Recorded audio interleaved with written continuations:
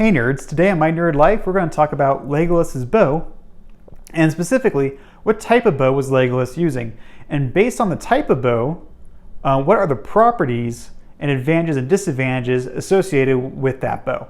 Hey everyone, and welcome to My Nerd Life. Usually on My Nerd Life I talk about a lot of sci-fi topics, but obviously I love Lord of the Rings, and you can tell from my shirt that I do love fantasy as well.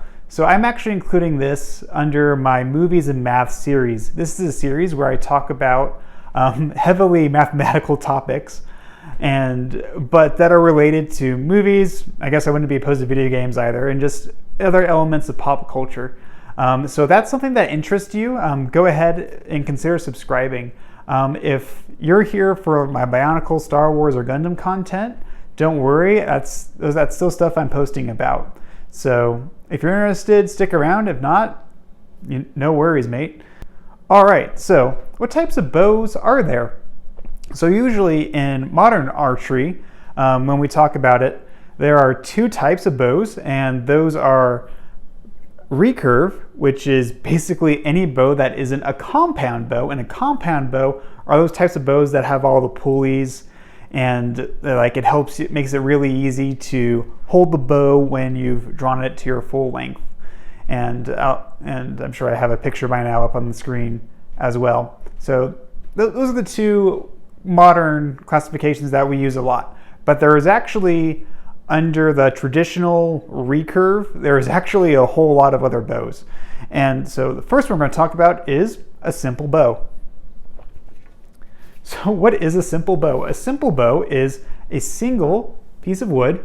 As you can see here, there's only one color, only one type of wood, right? And not only that, but it also, at least my bow, so it's curving in the same direction that it will be bent in when I finish stringing this bow.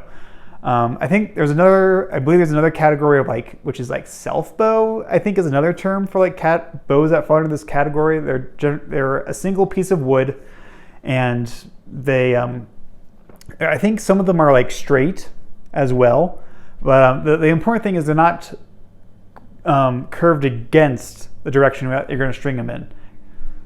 So, and just to demonstrate what this bow looks like strung.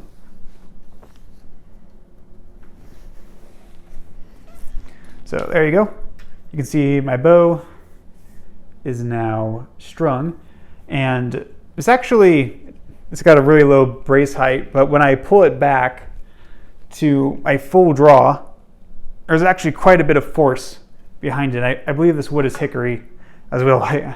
To be honest, I did get this bow 6 years ago, and so it's possible I may have forgotten that, but nonetheless, you can tell it is a simple bow, and I do remember it's weighted to about 25 pounds, and I did weigh it in my test, and it did come out to 30 pounds at my draw length.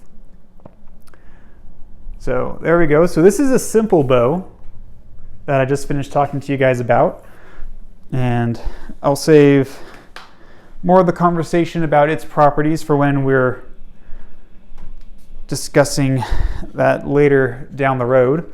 So that's how you would recognize a simple bow.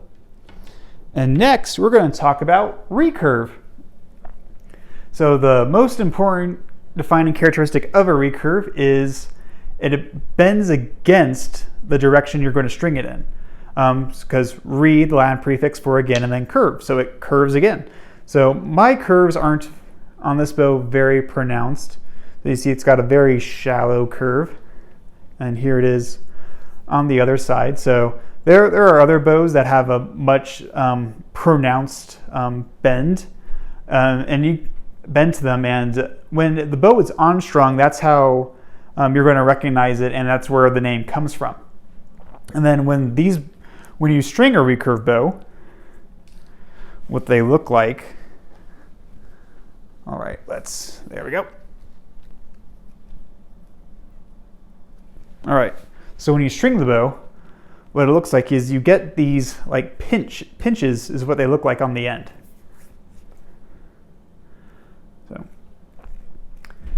So there you go. When you a recurve bow will have, like I just said, it will appear pinched. Now other like historical recurve bows, like a Mongolian, Magyar like type recurve bow.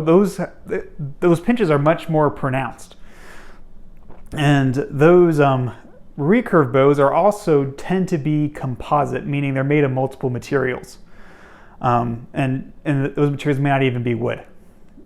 But we can also tell that my bow this is a single piece of wood. This is a single piece of material. And you can really tell that just from like the size and just like how thin this material is. Like I would be very impressed if they were somehow able to laminate another piece of wood on top of this. And then you may not be able to see it super well on the camera, but like you can kind of see, or at least I can see definitely off camera, I can see like the grain in the wood. And I definitely don't see like any like seam in between. So I'm like 99% confident that this is just a single piece of wood.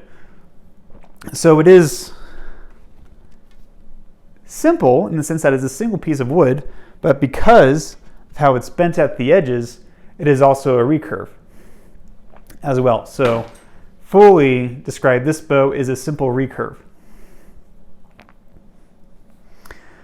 Yeah, and I guess I did this earlier, but here's what it looks like when pull that to my draw length. And this one, again, is also weighted to about 30 pounds at my draw length.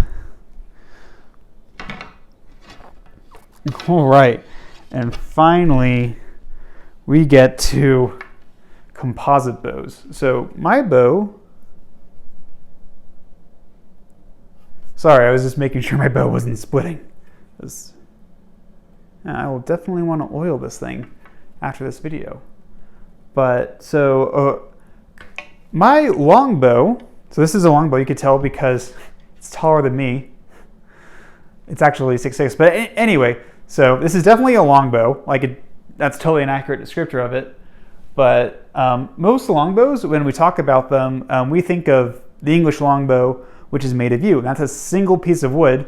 So that is a simple bow in the sense that it's only made of a single piece of wood. But my bow, my longbow, you can tell is a composite material. And we can tell that because we have very clear, distinct layers. Out here on, I suppose I'll call this the outside, or I guess the inside because it's closest to me. Anyway, so this is maple, and this is English walnut here in the middle, that dark brown. And then out here, this is bamboo, and Massimo bamboo, in case you're curious. So yes, so we know this is definitely a composite because there's multiple materials. In this case, mine are all wood, and they're glued together. Like I said earlier with my recurve, Mongolian or a Magyar bow, those bows were also definitely composite because those were made with like animal sinews and I believe, and animal horn. So multiple materials were involved in the case of those like ancient recurve bows. But it's also something you can do with that could even be a longbow. And I guess because I did it for the other bows, I'm going to string this one on camera with my homemade bow stringer. Like I said earlier, my other bows are basically 25 or 30 pounds, and those are like pretty easy and comfortable to do with using the step-in method. And like honestly, as long as you're fine doing that to your bow, it's really not a big deal in my opinion. But with this bow, which is 65 pounds at 28 inches of draw length, like honestly, when I first bought it, I tried using the step-in method, and I think I almost, like, I've never broken my back or like pulled my back muscles, but if I did, I imagine that's what it would feel like. And so, yeah, definitely you want to use a bow stringer for higher poundage bows. Oh, that PSA out of the way. All right. Yeah, okay. Usually I do this with shoes, but it doesn't feel very comfortable on my feet. Anyway, so there you go. That is my bow strung. It's a great workout, actually. And we'll now This is always tricky with a longer bow, but yeah. So yeah, it's a great workout. If you're a nerd and you want a reason to work out, bows are a great reason and give you lots of opportunity to do that. But yeah, so this is my composite bow, what it looks like. And so I'm now going to unstring this bow, and I think at this point what I'm going to do is we're going to jump into Excel. I'm going to walk you through the math that I did there, and then we're going to come back here, and then we're going to identify Legolas's bow.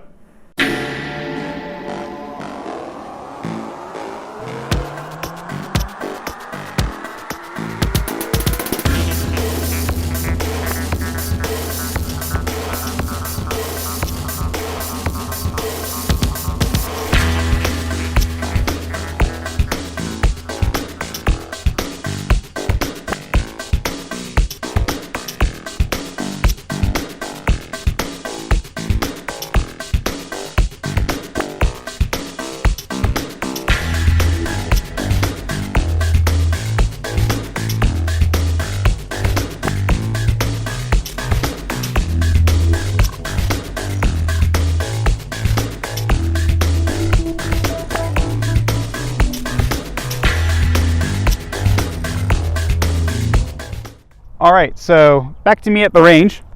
I wanted to explain a bit more about the method I used to calculate the velocity. Excuse me. So what I did was I painted a piece of wood, alternating black and white stripes, and each of these is a foot long. So that way I could tell pretty easily how many feet it was going per frame. So yeah, that's at the very core of like what was possible and what you're seeing there. All right, everyone. In this segment, I'm going to walk you through my Excel spreadsheet and briefly explain the math I did to calculate which bow was most powerful, which in this case meant transferred the most energy to the arrow. So here on my first spreadsheet, we can see the distance that the arrow traveled and then in the time that it took to traverse that distance. So what I did was I went through my footage frame by frame, measured the time, and then I also found out that a single frame of footage is approximately what does this come out to, like 3% of a second. So that's like the basis, like for how the time is working there. We just divide 1 second by 30, and then so that's like my conversion factor down here. And so like if you see 0.66, that's because there are 2 frames. If it's 0.33, okay, I'll need to, there we go. Anyway, so footage, numbers like this, 2 frames, numbers that are 0.33 are a single frame. And quickly, a number in red means I found it to be an outlier, so I would discard it later from my calculations, and then I only used numbers without outliers for my final number. And all right, so with that brief explanation out of the way, I want to go into just the main sections on each of these graphs and sheets, Excel sheets. So, all right. So velocity, it's pretty well-known measurement, but it's the feet, it's the distance traveled over the seconds. So in this case, we have the feet per second traveled. That gives us the velocity. And then acceleration is the difference in velocity over that time that it was measured. So before I let go of the arrow, they were obviously traveling at 0 feet per second. And then this measurement here gives us that second velocity data point. So we subtract those, and obviously any of these numbers subtracted by 0 will be itself, but then it's again divided by time. And so that's how we get the acceleration here in feet per second. And then I also converted that to meters per second, more universal metric. And then to calculate the force, I needed to know the mass, which was always the same. Arrows, they'll tell you their mass in grains. So that's a very important metric to know. And that grain measurement they give you is in grains per inch. And my arrow is 30 inches. And so my arrows were a little over 12 grains per inch. So I multiply that number by the 30 inches, or I'm sorry, the 30 grains per inch number. And that gave me the 366 grains you're seeing there. And then I looked up the conversion factor for grains into kilograms. So that's that number.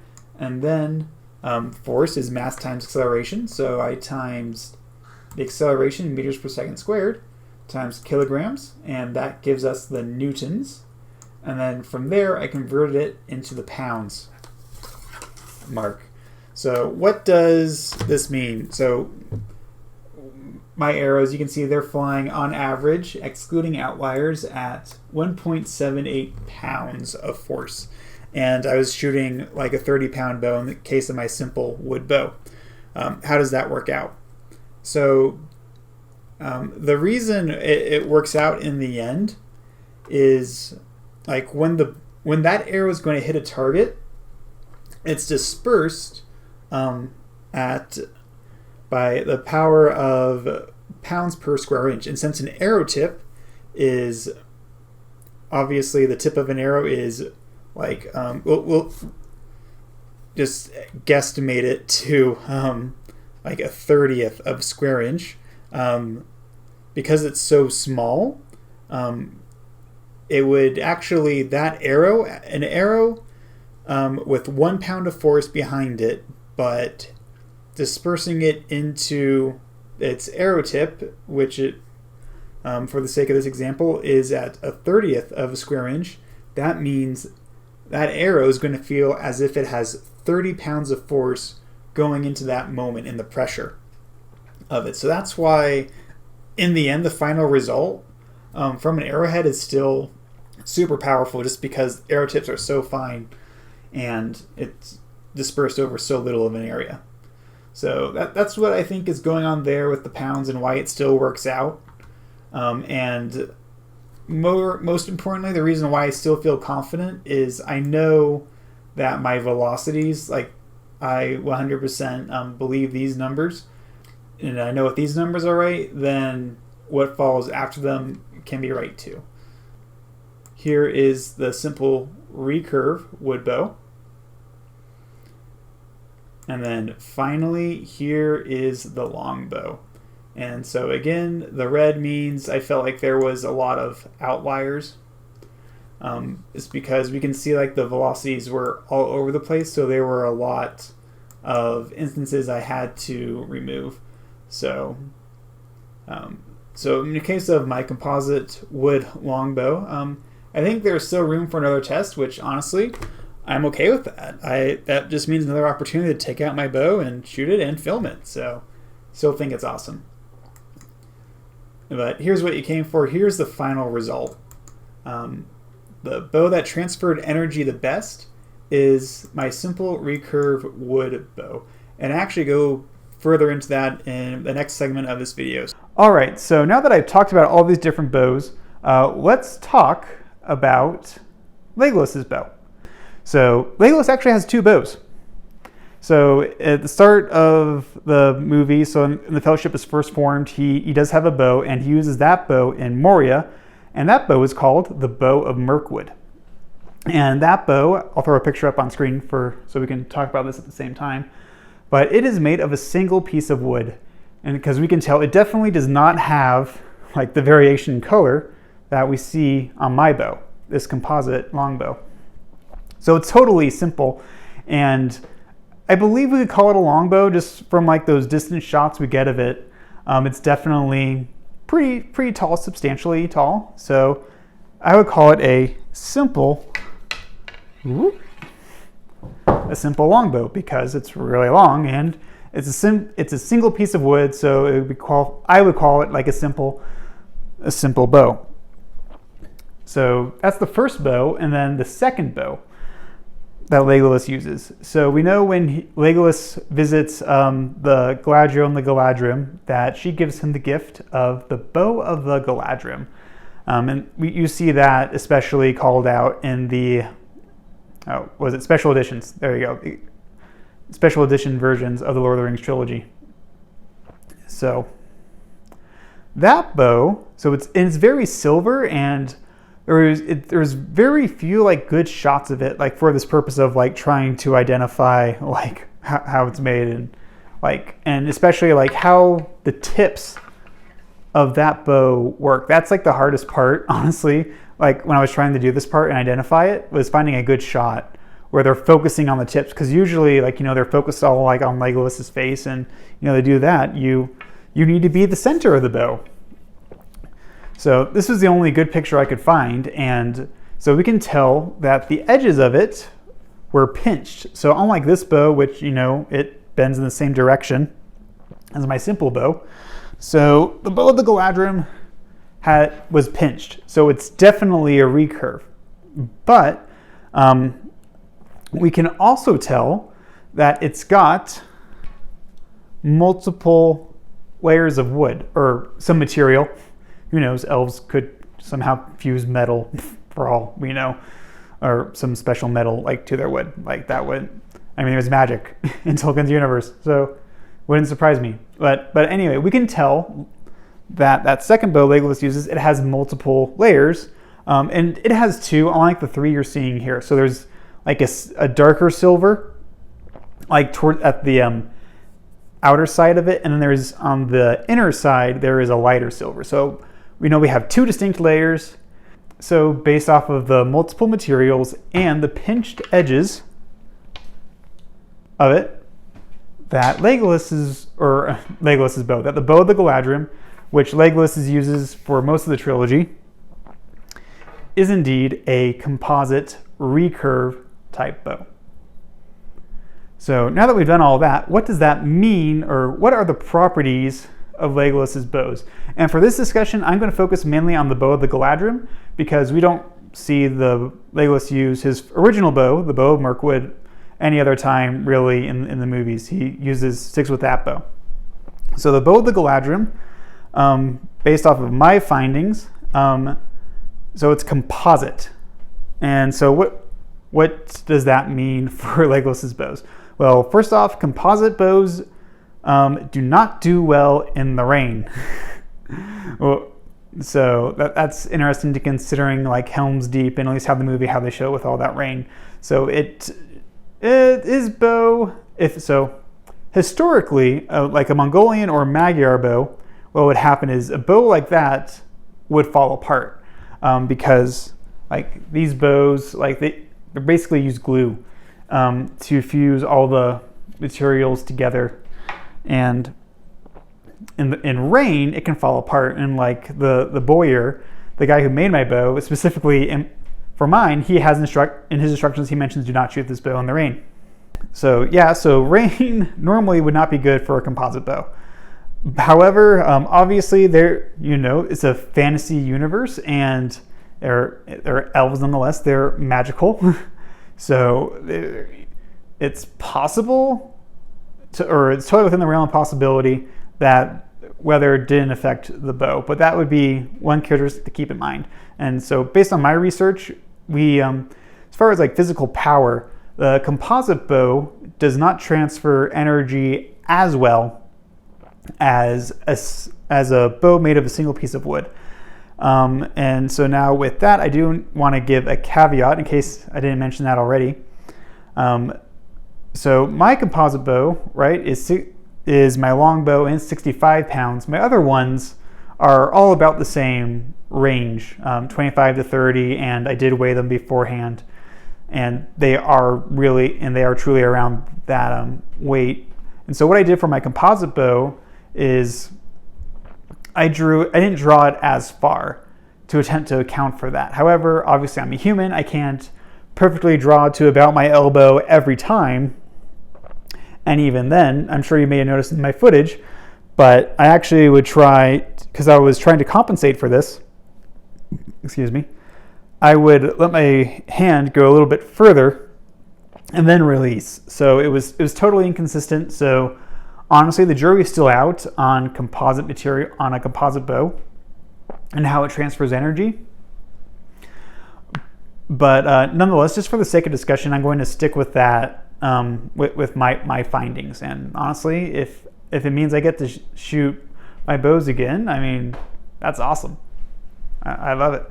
So anyway, anyway, back to the discussion at hand.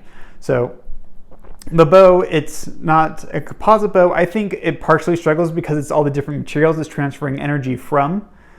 Whereas a simple bow, it's all in one place already, and then just passing it on to the bow, or to the arrow, I should say.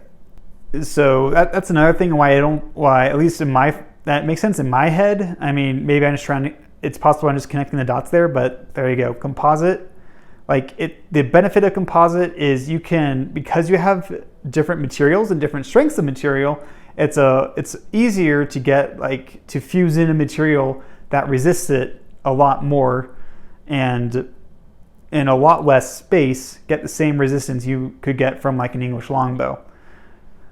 So there you go. The benefit of the composite construction is I think it makes it so you could impart a lot more force into it in a lot less space than you would otherwise need. But the disadvantage would be it's more susceptible to weather and could fall apart. Unless you're an elf using an elf bow, because elf bows probably could be magically endowed, so wouldn't have to worry about that.